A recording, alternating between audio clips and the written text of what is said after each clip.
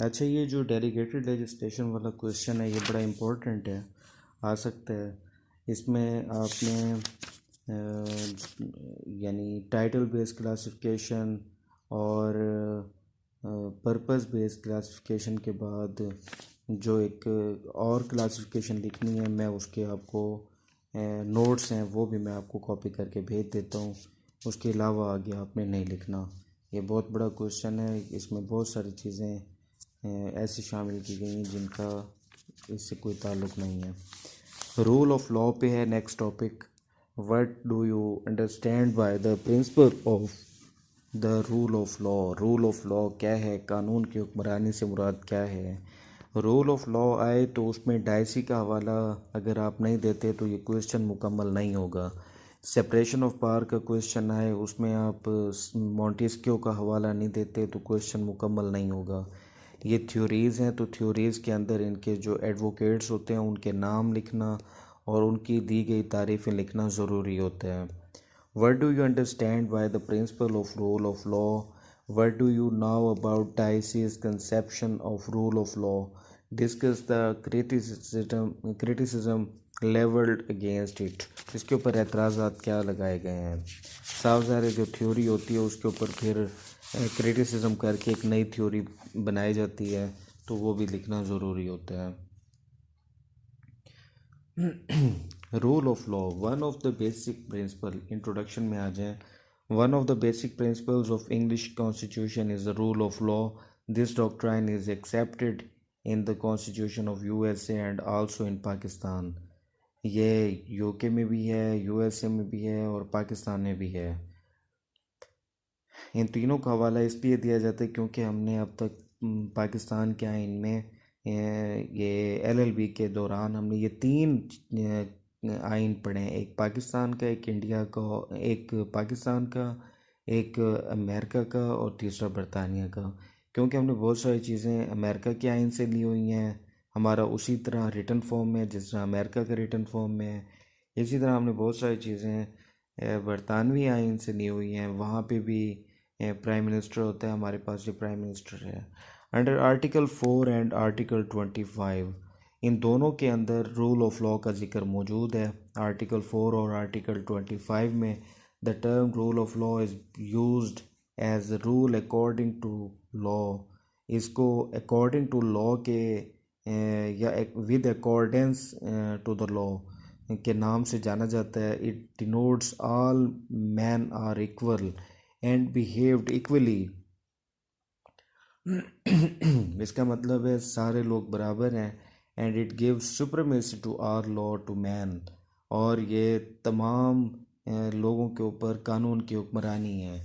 ये बेसिकली इसका जो मकसद है वो यही है कि हमारी जो लेजिस्लेटिव बॉडी है या हमारी इंतज़ामी अमूर चलाने वाले हैं, इनको भी इस चीज़ के अंदर लेके आना कि इनके लिए अलग अदालतें ना हो, बल्कि इनके लिए भी वही अदालती सिस्टम हो, वही कानून का तरीक़ेकार हो। जब ये भी कानून की वायलेशन करें तो इन्हें भी कानून तोड़ने का वैसे सामना करना पड़े जिस तरह आम लोगों को करना पड़ता है।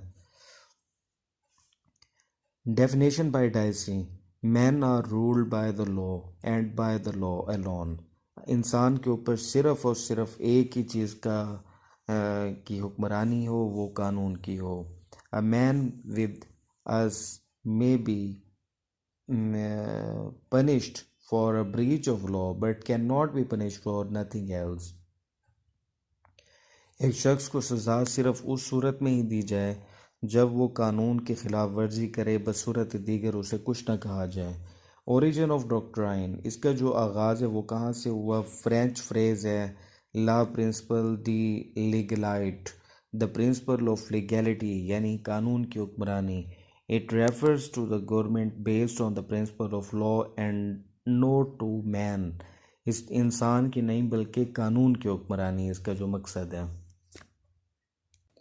मुख्तलिफ अदवार में इसके जो नाम रहे हैं, कहीं पे जस्ट नेचुरल, कहीं पे सोशल कॉन्ट्रैक्ट या लॉ ऑफ गॉड या नेचुरल लॉ, ये मुख्तलिफ इसके नामों से इसे जो है वो पुकारा जाता है। Different aspects of rule of law, The term rule of law covers different aspects of law and enables them to be followed properly. Here are the different aspects of rule of law. Number 1, individual rights must not be infringed. किसी के जो इनफरादी हकूक़ हैं वो पामाल नहीं होने चाहिए. Law which rules the land must be supreme and not the arbitrary will of the rule. कानून जो है वो सुप्रीम होने चाहिए, वो आर्बिट्रेरी नहीं होने चाहिए, यानी वो सब पे एक जैसे नाफिज होने चाहिए, लागू होने चाहिए. Offence must be punish. जो जुर्म करे उसे सज़ा लाजमी मिलनी चाहिए, चाहे वो बड़ा है या कोई छोटा है इख्तियारात के हवाले से. All are the subject to the law. तमाम इंसानों को कानून का सामना हो जो रियासत में रहते हों. Government must under the law. Government भी काम करे लेकिन वो भी कानून की मातहत हो. Reflect supremacy of the parliament.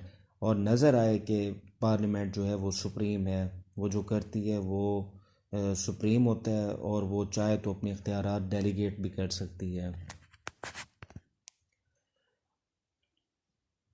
Dicey की जो डेफिनेशन है उसको 3 हिस्सों में तकसीम किया जाता है. ये बड़ा इंपॉर्टेंट एरिया है ये वाला. Absolute supremacy of the law. कानून सुप्रीम नज़र आना चाहिए. दूसरा, इक्वलिटी बिफोर लॉ. कानून की नज़र में सारे बराबर होने चाहिए. और तीसरा, predominance of legal spirit. Legal spirit की प्रीडोमिनेंस हो, यानी वहाँ पे डोमिनेट नज़र आए, सबके ऊपर गालिब नज़र आए, बरतर, सबसे सुप्रीम नज़र आना चाहिए. अब इन तीनों को उसने जब एक्सप्लेन किया है तो कैसे किया है. Number 1, absolute supremacy of law से मुराद क्या उसने लिया है.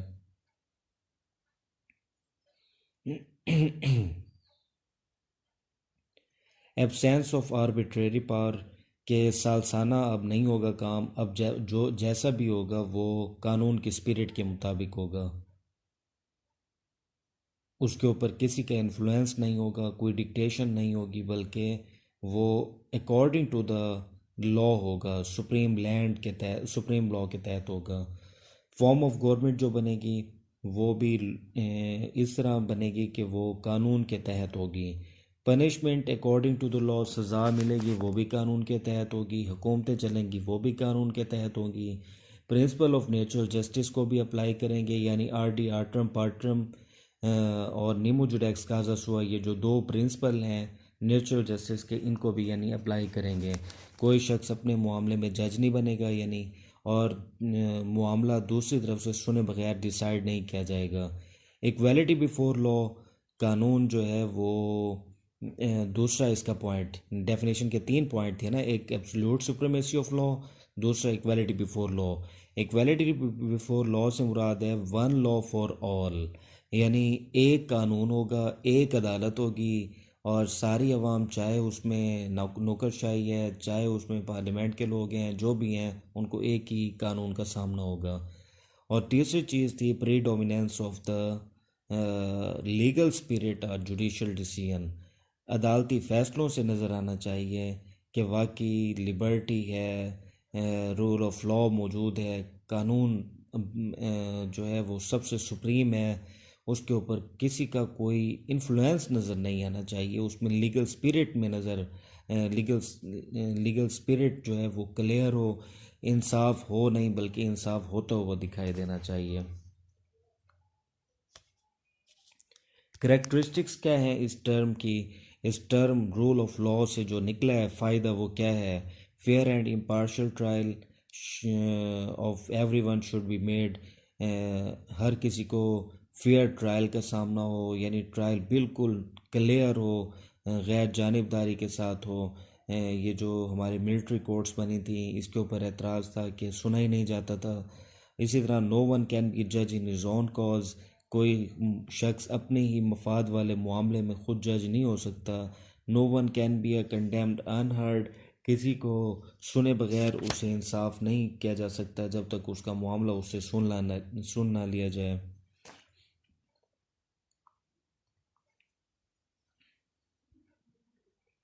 इसके ऊपर जो तनकीद की गई वो भी इसका अहम हिस्सा. तनकीद लाजमी लिखनी है आपने.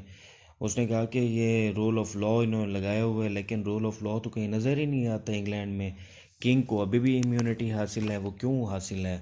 गवर्नमेंट ऑफिशियल्स को के ऊपर केस नहीं हो सकता, तो ये कौन सा रूल ऑफ लॉ है. और इसी तरह हमारे पास क्राउन के पास बड़े इख्तियारात हैं जो कि ख़त्म ही नहीं होते।